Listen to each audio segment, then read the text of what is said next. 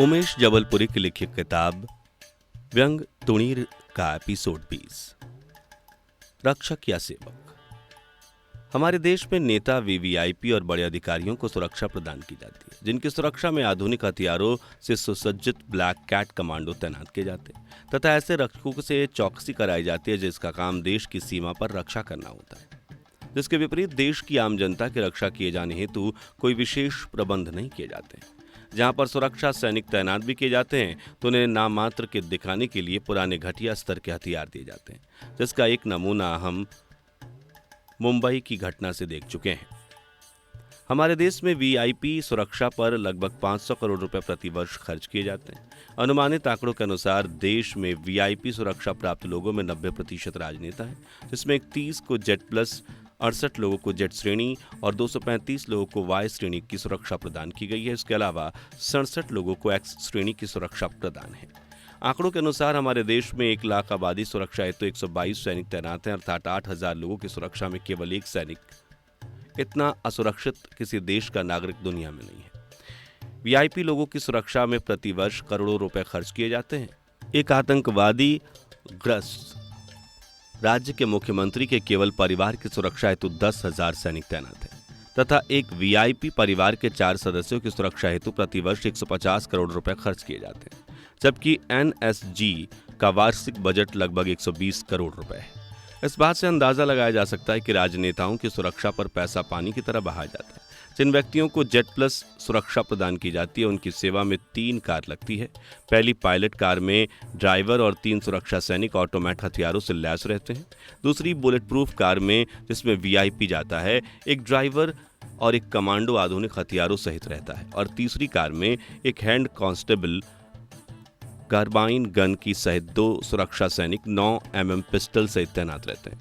इन सुरक्षा सैनिकों से एक दिन में 3 शिफ्टों में काम लिया जाता है। जिनको जेड प्लस सुरक्षा प्रदान की जाती है उनके घर पर भी एक महिला और एक पुरुष प्रहरी तैनात रहता है, जो आने वाले और सभी की तलाशी लेता है और इन सब पर निगरानी रखने एक अलग अधिकारी की ड्यूटी भी लगाई जाती है।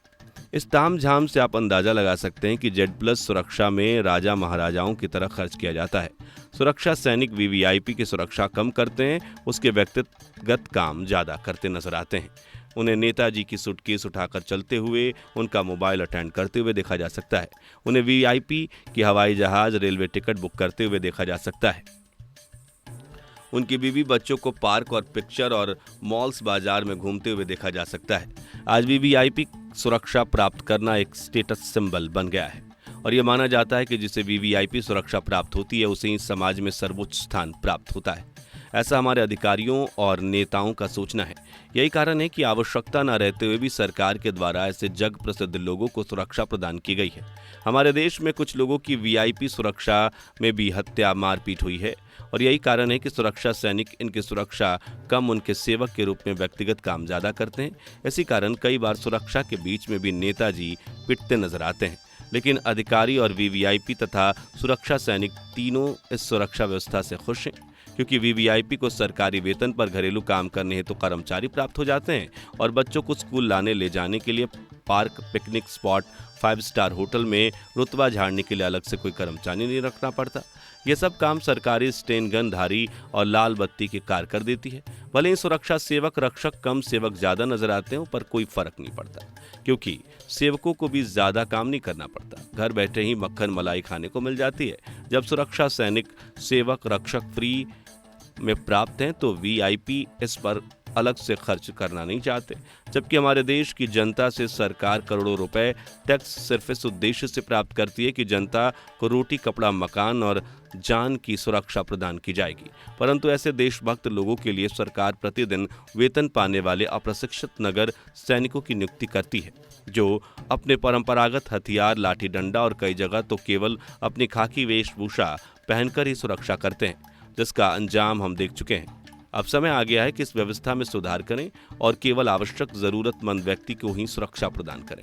फैशन और स्टेट सिंबल बनाने के उद्देश्य से सरकारी धन पर सुरक्षा प्रदान न की जाए।